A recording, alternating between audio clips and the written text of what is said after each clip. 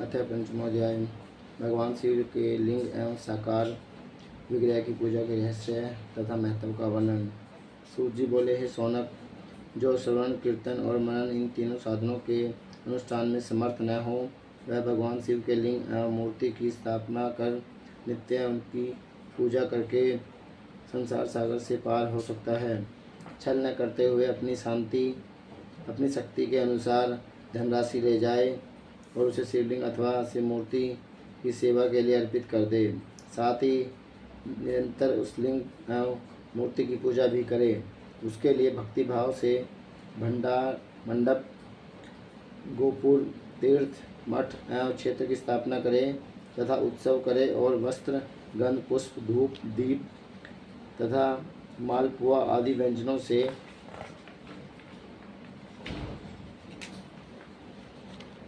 युक्त भांति भांति के भक्ष्य भोजन अन्य नैवेद्य के रूप में समर्पित करे।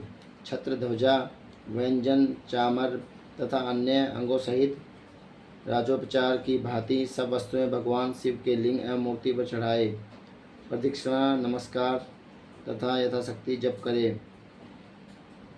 आह्वान से लेकर विसर्जन तक सारा कार्य प्रतिदिन भक्तिभाव से संपन्न करें। इस प्रकार शिवलिंग अथवा शिव मूर्ति में भगवान शंकर की पूजा करने वाला पुरुष श्रवण आदि साधनों का अनुष्ठान न करे तो भी भगवान शिव की प्रसन्नता से सिद्धि प्राप्त कर लेता है।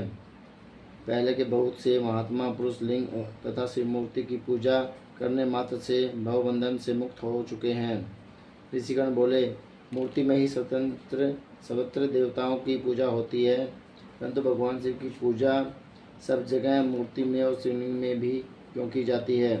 सूत जी बोले, हे मुनीश्वरों, आप लोगों का यह प्रश्न तो बड़ा ही पवित्र और अद्भुत है। इस विषय में महादेव जी ही वक्ता हो सकते हैं। कोई पुरुष कभी और कहीं भी इसका यथार्थ प्रतिपादन नहीं कर सकता।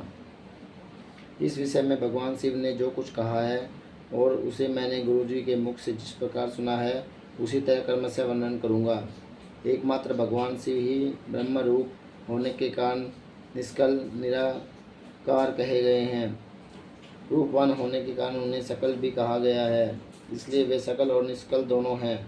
शिव के निष्कल निराकार होने के कारण ही उनकी पूजा का आधारभूत लिंग भी निराकार ही प्राप्त हुआ है, अर्थात शिवलिंग शिव के निराकार स्वरूप का प्रतीक है। इस तरह शिव के सकल या साकार होने के कारण उनकी पूजा का आधारभूत विग्रह साकार प्राप्त होता है, अर्थात शिव का साकार विग्रह उनके साकार स्वरूप का प्रतीत होता है। सकल और अकल समस्त अंग आकार सहित साकार और अंगाकार से सर्वथा रहित निराकार रूप होने से ही वे ब्रह्मा शब्द से कहे जाने वाले परमात्मा हैं।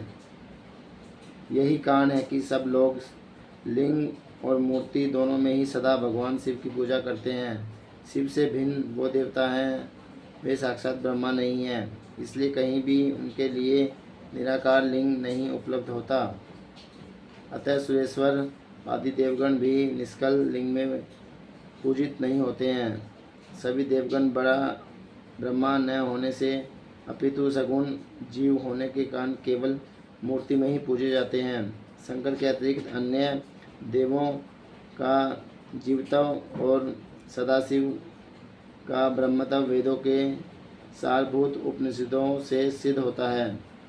वहाँ प्रणव ओंकार के तत्व रूप से भगवान शिव का ही प्रतिपादन किया गया है।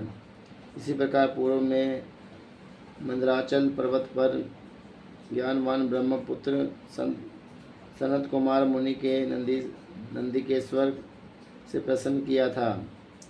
सनत कुमार बोले, हे भगवान शिव के अतिरिक्त उनके वश में रहने वाले जो अन्य देवता हैं, उन सब की पूजा के लिए सर्वथा प्राय वर मात्र ही अधिक संख्या में देखा और सुना जाता है।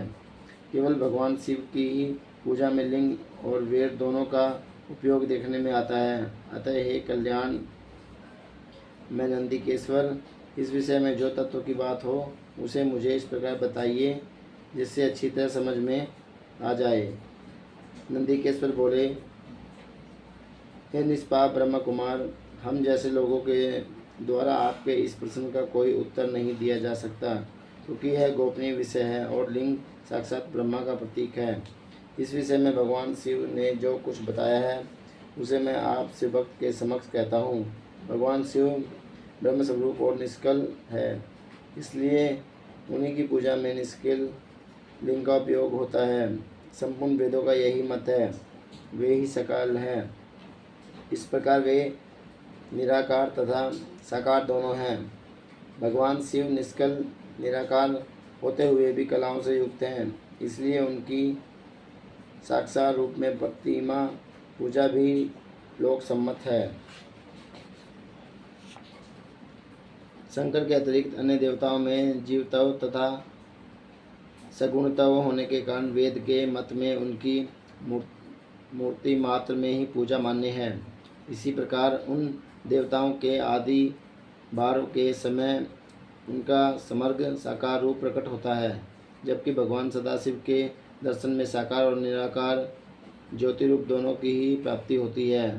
संत कुमार बोले, हे महाभाग, आपने भगवान शिव तथा दूसरे देवताओं के पूजन में लिंग और वेर के प्रचार का जो रहस्यमय विभाग पूर्वक बताया है वह यथार्थ है। इसलिए लिंग और वेर की आदि उत्पत्ति का जो उत्तम वृत्तांत है उसी को मैं इस समय सुनना चाहता हूँ।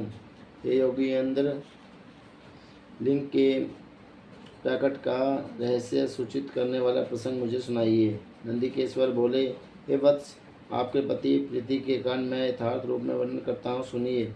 लोक विख्यात पूर्वकल्प के बहुत दिन व्यतीत हो जाने पर एक समय महात्मा ब्रह्मा और विष्णु परस्पर लड़ने लगे।